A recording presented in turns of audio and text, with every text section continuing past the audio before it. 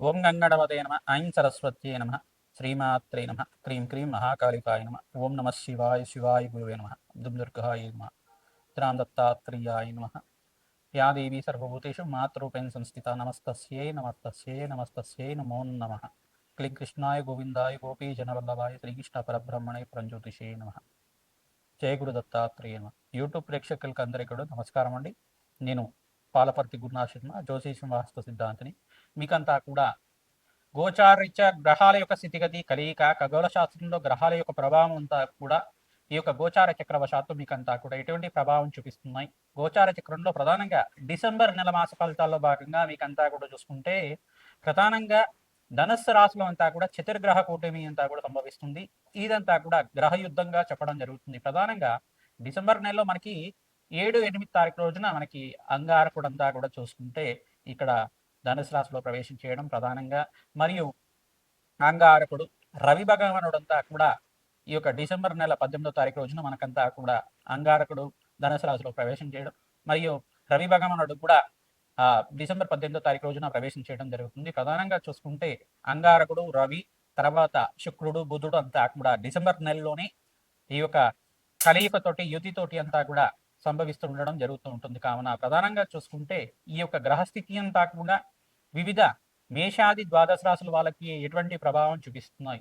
స్వల్పంగా మిశ్రమైన ఫలితాలు ఇస్తూనే ఇక్కడ బృహస్పతి యొక్క శుభ దృష్టి అంతా కూడా స్వరాశి అయిన ధనుసు రాశి మీద పడడం వల్ల సమతపక దృష్టి అనేది ఉంటుంది. 5వ తారీఖు రోజున ఈ యొక్క బృహస్పతి అంతా కూడా డిసెంబర్ 5వ తారీఖు రోజున నుంచి ఈ యొక్క అతిచారం నుంచి తిరోగమనంలో అంతా కూడా ఈ యొక్క మిథున రాశిలో సంచారం చేయడం, మళ్ళీ జూన్ 14వ తారీఖు దాకా అక్కడ స్థిరంగా ఉంటారు. ప్రధానంగా బృహస్పతి శుభ వీక్షణ అనేది ఉంది. కావున మేషాది ద్వాదశ రాశుల వాళ్ళకి ఈ చతుర్గ్రహ కూటమి ప్రభావం అంతా కూడా ఏ రకంగా ప్రభావం చూపబోతున్నాయి అనేది విశ్లేషణ చేయడం తెలుసుకుంది. మరి ఈ యొక్క వీడియో అంతా కూడా మొత్తం చూడండి.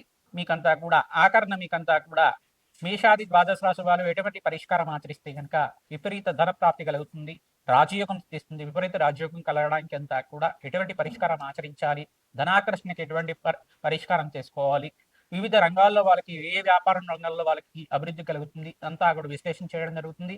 అందరూ కూడా వీడియోని స్కిప్ చేయకుండా చూడండి. తద్వారా మీకంతా కూడా పరిష్కారం లభిస్తుంది, అష్టైశ్వర ప్రాప్తి కలుగుతుంది. దత్తాత్రేయ స్వామివారి అనుగ్రహం వల్ల మీకంతా కూడా అనంత పుణ్య ప్రాప్తి కలుగుతుంది. కావున విశేషంగా మీకంతా కూడా చెప్పడం జరుగుతుంది. ప్రతినిత్యం కూడా మీరు ఈ యొక్క నవగ్రహారాధన విశేషంగా ఆచరించాలి. మరియు నవగ్రహాలకి జపాలు దానాలు చేసుకోవడం వల్ల గ్రహశాంతి కలుగుతుంది. మరియు యజ్ఞ హోమాది కార్యక్రమాలు ఆచరించడం వల్ల నవగ్రహ శాంతి కలుగుతుంది. ప్రతినిత్యం కూడా నవగ్రహ దేవాలయంలో ప్రదక్షిణాలు అభిషేక హోమాది కార్యక్రమాలు ఆచరించడం వల్ల ప్రశాంతమైన జీవితం కలుగుతుంది. కావున అందరికీ విశేషంగా పరిష్కారం చెప్పడం జరుగుతుంది. ప్రతినిత్యం కూడా మీరు గోమాత సేవ చేయడం వల్ల అదృష్ట యోగం సిద్ధిస్తుంది. దత్తాత్రేయ స్వామి వారి అనుగ్రహం అంతా కూడా పరిపూర్ణంగా లభిస్తుంది.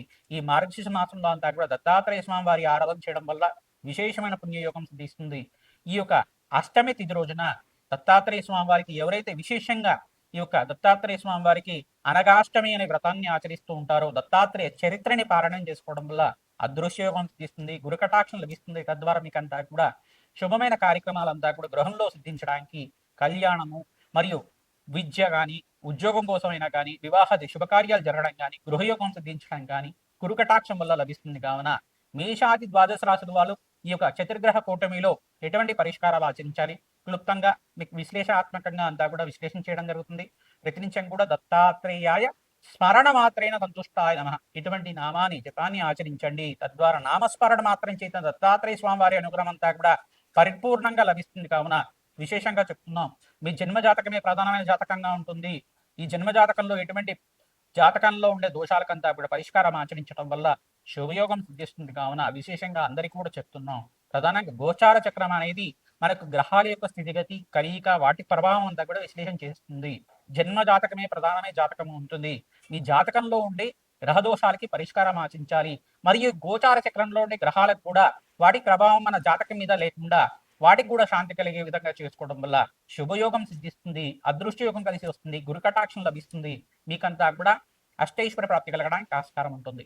మీనరాశి జాతకులకి గోచారరీత్యా డిసెంబర్ నెల మాస ఫలితాల్లో భాగంగా ఈ చతుర్గ్రహ కూటమి సంభవిస్తుంది. డిసెంబర్ నెలలో అంతా కూడా అంగారకుడు రవి బుధ శుక్రుడి యొక్క కలయిక అంతా కూడా చతుర్గ్రహ కూటమిలో అంతా కూడా సంభవిస్తుంది. ప్రధానంగా చూసుకుంటే ఈ యొక్క గ్రహస్థితి అంతా కూడా మీనరాశి జాతకి అంతా కూడా మిశ్రమైన ఫలితాలుగా చెప్పడం జరుగుతుంది. ఏలినాటి శని ప్రభావంలో ఉన్నారు కావున విశేషంగా శనీశ్వర ప్రీతికరంగా తైలాభిషేకము, నలనుములు దానం చేయడం వల్ల రాజయోగం సిద్ధిస్తుంది. ప్రధానంగా బృహస్పతి మార్పు వలన మీకంతా కూడా రాజయోగం సిద్ధిస్తుంది. ప్రధానంగా ఈ యొక్క బృహస్పతి అంతా కూడా మిథున రాశిలో సంచారం చేయడం, చతుర్థ స్థానంలో సంచారం చేయడం వల్ల రాజయోగం సిద్ధిస్తుంది. అదృష్టకాలంగా చెప్పడం జరుగుతుంది. మాసాంతంలో విశేషమైన శుభవార్త వినడానికి ఆస్కారం ఉంటుంది. డిసెంబర్ 18వ తారీఖు రోజున మరియు 28వ తారీఖు రోజున మంచి శుభవార్తను వింటారు. అదృష్టకాలంగా చెప్పడం జరుగుతుంది. అష్టైశ్వర ప్రాప్తి కలుగుతుంది. మీకు స్వల్పంగా ఈ అమావాస్య తర్వాత నుంచి మీకంతా కూడా రాజయోగంగా చెప్పడం జరుగుతుంది. ప్రధానంగా అంగారకుడికి, బృహస్పతికి, శుక్రుడికి, శనీశ్వరుడికి, రాహువుకి జపహోమాది కార్యక్రమాలు ఆచరించాలి. గోచారిత్య గ్రహాల యొక్క స్థితిగతి ఈ రకంగా ఉన్నాయి కావున జన్మ జాతకమే ప్రధానమైన జాతకంగా ఉంటుంది. జన్మ జాతకంలో ఉంటే సకల గ్రహదోష నివారణ అంతా కూడా ఆచరించాలి. ప్రతినిత్యం కూడా నవగ్రహాలకి అభిషేకాది కార్యక్రమాలు ఆచరించడం వల్ల అదృష్టకాలంగా చెప్పడం జరుగుతుంది. గోమాత సేవ అంతా కూడా ఆచరించాలి. పచ్చిగా తెలగపిండి గ్రాసాన్నంతా కూడా గోమాతకి తరచుగా సమర్పిస్తుండడం, గోపూజనంతా కూడా చేసుకోవడం వల్ల దత్తాత్రేయ స్వామివారి అనుగ్రహం అంతా కూడా లభిస్తుంది. దత్తాత్రేయ కవచాన్నంతా కూడా పారాయణం చేయించాలి. దత్తాత్రేయ చరిత్రని తరచుగా పారాయణం చేస్తూ ఉండండి. దత్తాత్రేయ స్వామివారి దేవాలయంలో అన్నదానం చేయడానికి ప్రయత్నం చేయండి. గురువారం దత్తాత్రేయ స్వామి జయంతి అంతా కూడా అంటే దత్తాత్రేయ స్వామివారి ప్రీతికరంగా మీరంతా కూడా దత్తాత్రేయ స్వామివారికి గురుకటాక్షం కోసం అంతా కూడా అనగాష్టమి రోజున మీరంతా కూడా ఆచరించండి. అనగాష్టమి రోజున మీరంతా కూడా దత్తాత్రేయ చరిత్రని పారాయణం చేయడానికి ప్రయత్నం చేయండి. అదృష్టకాలంగా చెప్పడం జరుగుతుంది. రాజయోగం సిద్ధిస్తుంది. ప్రతినిత్యం కూడా నవగ్రహాలకి అభిషేకం చేయించడానికి ప్రయత్నం చేయండి. పరమేశ్వరుడు ప్రీతికరంగా పసుపుతో అభిషేకం చేయించడం మరియు దత్తాత్రేయ స్వామి వారికి పసుపుతో అభిషేకం చేయించడం, నారికేల జలంతో అభిషేకం చేయించడం వల్ల అదృష్టయోగం సిద్ధించడానికి ఆస్కారం ఉంటుంది. దత్తాత్రేయాయ స్మరణమాత్రేణ సంతుష్టాయ నమః. దత్తాత్రేయాయ స్మరణమాత్రేణ సంతుష్టాయ నమః. దత్తాత్రేయాయ స్మరణమాత్రేణ సంతుష్టాయ నమః. జపాన్ని ఆచరించండి. ఈ యొక్క నవగ్రహాలకంతా కూడా ప్రీతికరంగా అగ్నికి నవధాన్యాలు సమర్పించడం వల్ల మీకంతా కూడా అదృష్ట యోగం సిద్ధించడానికి ఆస్కారం ఉంటుంది. ఆకస్మిక ధల్లాభం సిద్ధించడానికి ఆస్కారం ఉంటుంది. లక్ష్మీ కటాక్షం కలగడానికి ప్రయత్నించడం కూడా లక్ష్మీ కుబేర శాంతి హోమాది కార్యక్రమాలు, రాధశ్యామల యజ్ఞాధికరతలు ఆచరించడం వాళ్ళకి అదృష్ట యోగం సిద్ధిస్తుంది. శ్రీమాత్రే నమః. మేషాది ద్వాదశ రాశుల వాళ్ళకి డిసెంబర్ నెల మాస ఫలితాల్లో భాగంగా చతుర్గ్రహ కూటమి సంభవిస్తున్నది. మీకంతా కూడా సంపూర్ణ ఫలితాలంతా కూడా విశ్లేషణ చేయడం జరిగింది. ప్రధానంగా చూసుకుంటే జపహోమాది కార్యక్రమాల్లో భాగంగా జన్మ జాతకమే ప్రధానమైన జాతకంగా ఉంటుంది. జపహోమాది కార్యక్రమాల్లో భాగంగా ప్రధానంగా రాజశ్యామల మూలమంత్ర జపాలు అంతా కూడా ఆచరించడం వల్ల విశేషమైన రాజ్యప్రాప్తి కలగడానికి ఆస్కారం ఉంటుంది. దత్తాత్రేయ స్వామివారి చరిత్రనంతా కూడా ఈ మాసంలో మార్గశిష మాసంలో విశేషంగా పారాయణం చేయడం వల్ల అదృష్టయోగం సిద్ధించడానికి ఆస్కారం ఉంటుంది. అనగా వ్రతం అనేది సంభవిస్తుంది. అనగా వ్రతం రోజున ప్రధానంగా అనగాష్టమి వ్రతాన్ని అంచాగా దేవాలయ ప్రాంగణంలో ఎవరైతే ఆచరిస్తూ ఉంటారో అదృష్టయోగం సిద్ధించడానికి, వివాహాది శుభకార్యాలు జరగడానికి ఆస్కారం ఉంటుంది. దత్తాత్రేయ స్వామి వారి మూలమంత్ర హోమాది కార్యక్రమాలు ఆచరించండి. అదృష్టకాలంగా చెప్పడం జరుగుతుంది. శనగలంతా కూడా దానం చేయడం వల్ల అదృష్టయోగం సిద్ధిస్తుంది. ప్రతినిత్యం కూడా బీదవాళ్ళకి అన్నదానం చేయడం, దేవాలయ ప్రాంగణంలో వితరించం కూడా అన్నదానం చేయడం, గోమాత పూజను ఆచరించడం వల్ల అదృష్టకాలంగా చెప్పడం జరుగుతుంది. ఈ యొక్క దత్తాత్రేయ స్వామివారి జన్మ చరిత్ర అంతా కూడా పారాయణ చేయండి. అత్రి మహాముని అనసూయ దేవి యొక్క చరిత్ర అంతా కూడా పారాయణ చేయండి. మీకంతా కూడా దత్తాత్రేయ స్వామివారి త్రిపుత్రాత్ముడు ప్రధానంగా బ్రహ్మ విష్ణు మహేశ్వర స్వరూపంగా అవతారం ఈ రకంగా ఎత్తారు. అవతార చరిత్ర అంతా కూడా మీకంతా కూడా పారాయణం చేయించండి. తద్వారా మీకంతా కూడా అదృష్ట యోగం సిద్ధించడానికి దత్తాత్రేయ కవచాన్ని పారాయణం చేయించడం వల్ల రాజయోగం సిద్ధించడానికి ఆస్కారం ఉంటుంది. దత్తాత్రేయాయ స్మరణ మాత్రైన సంతుష్టాయ నమః నామాన్ని జపాన్ని ఆచరించండి. జయ గురు దత్త, శ్రీ గురు దత్త, జయ గురు దత్త, శ్రీ గురు దత్త అని నామాన్ని ప్రతినిత్యం కూడా జపాన్ని ఆచరించుకోవడం వల్ల అదృష్ట కాలంగా చెప్పడం జరుగుతుంది.